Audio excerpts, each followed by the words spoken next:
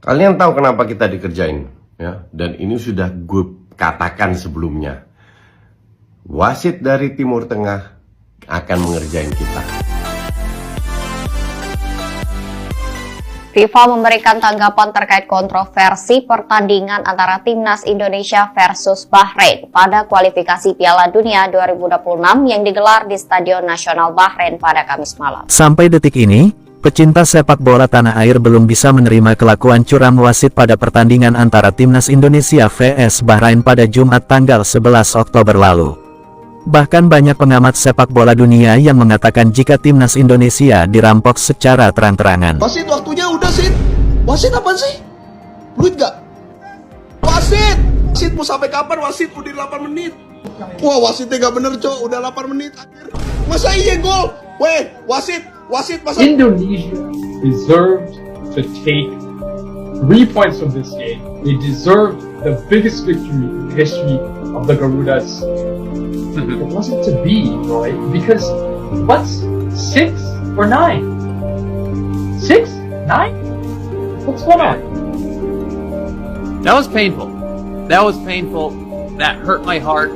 And let me start by saying something that I'm going to say very, very poorly, but I hope all of my Indonesian friends feeling this tie will hear me and will feel that I mean it.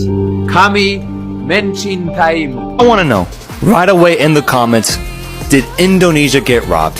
Let me know what you thought about that ending in the Indonesia versus Bahrain match that ended 2-2 after Bahrain tied it in the very last play, the very final minute, the 99th minute of the match. Problem here is the ref only added 6 minutes and the game should have ended in the 96th minute. We're talking about 3 free minutes that were given in this game. And folks, being unbiased, being true to what I saw, it's the wrong call. It's the wrong call. I'm sorry.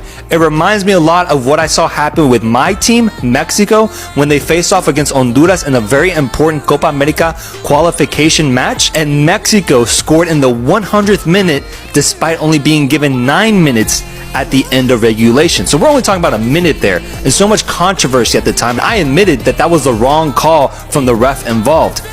We're talking about 3 minutes, guys.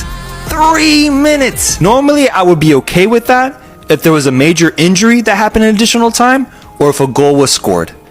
And if my memory serves me correct, I don't remember any of that happening in additional time. It came off of a corner kick where Marhoun once again gets a brace in this game, sneaks his way behind the line, and scores a goal to tie the match. But the reason that I am so frustrated with this result and what the referee ultimately decided is because this was going to be probably the most impressive victory in Indonesia's history.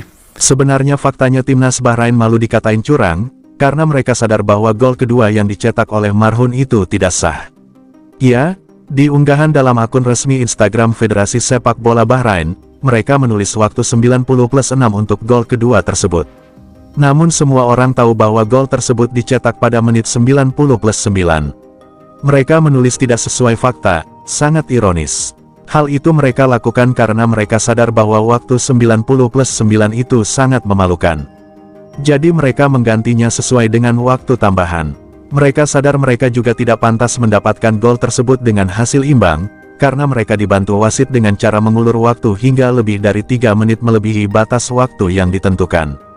Tapi karena menguntungkan, maka mereka akhirnya diam. Bahkan mereka menonaktifkan komentar di postingan Instagram di Federasi Sepak Bola mereka yang berkaitan dengan pertandingan Bahrain versus Indonesia tersebut. Gue baru aja dikasih tahu sama orang Twitter kalau misalnya AFC Presiden dan juga FIFA Senior Vice President itu orang Bahrain. Lagi-lagi jiwa dan nasionalisme gue terbakar karena bapak botak ini. Gile ya, bener-bener kelihatan banget gitu mau ngejegal masa depan orang. Setakut itu Bahrain versus wasit Oman ini kalau kita tuh masuk Piala Dunia sampai waktunya dipanjang-panjangin. Artinya apa? Artinya kualitas timnas kita ini udah benar-benar ditakutin sampai main curangnya tuh lewat waktu, Hade.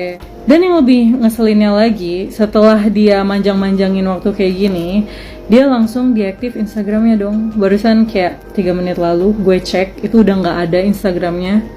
Kalau memang gak ngerasa salah, kenapa harus langsung diaktif coba? Teman-teman tahu kan sesulit apa usaha timnas kita untuk sampai di titik ini, dan kita tuh benar-benar definisi yang merangkak dari bawah banget, dari ranking kita masih jeblok sampai sekarang udah lumayan mendingan. Dan kasihan banget dua pemain ini yang baru debut, sekalinya main tuh langsung kena sama wasit kayak gini yang mencurangi kita depan mata. Aduh. Setelah meraih hasil imbang dengan timnas Bahrain, timnas Indonesia akhirnya langsung bertolak ke Qingdao, China dan tiba pada Jumat tanggal 11 Oktober lalu, melalui Terminal 1 FG Aodong International Airport pukul 17:13 WIB. China mengaku kaget karena jarak antara Bahrain dan Qingdao cukup jauh. Kedatangan para pemain timnas Indonesia tersebut menjadi perhatian media China Sohu.com, dan mengatakan hal ini adalah peristiwa yang langka, karena mereka sampai lebih dulu dibandingkan tuan rumah. Breaking news guys, timnas Indonesia sudah sampai di Cina. Dan menariknya adalah timnas Indonesia duluan nih sampai daripada timnas Cina. Hal ini terjadi karena para pemain timnas Indonesia langsung bertolak ke Cina guys, usai melawan Bahrain semalam. Dan AFC kembali menunjuk wasit yang berasal dari Timur Tengah. Aduh, ini AFC kenapa wasit Timur Tengah lagi sih? Ya, Omar Al-Ali.